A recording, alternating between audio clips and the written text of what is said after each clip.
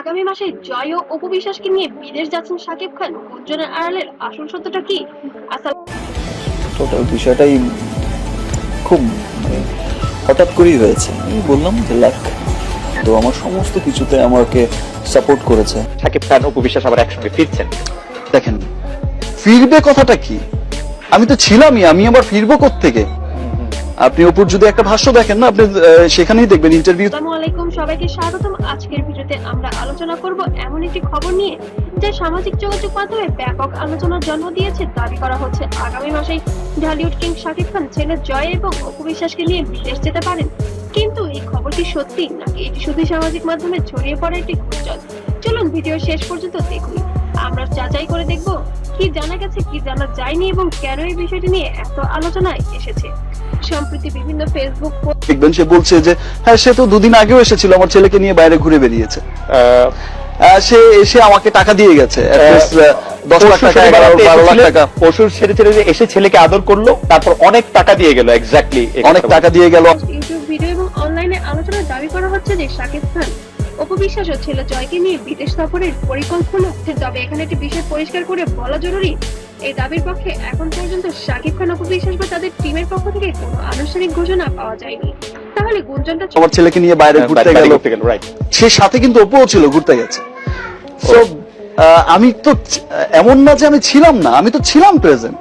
আচ্ছা, ছড়ালো কেন?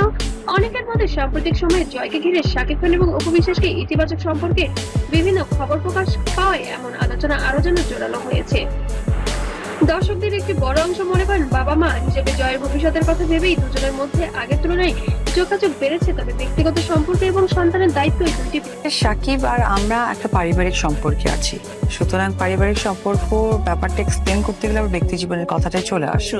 তো একটু আগে যেটা আমি বিষয় এক নয়। অনেক ভক্ত আবার আশা করেছেন যদি তারা আবার বিদেশ সফরে একসঙ্গে যান তাহলে অন্তত জয়ের জন্য সেটি একটি সুন্দর সময় হতে পারে।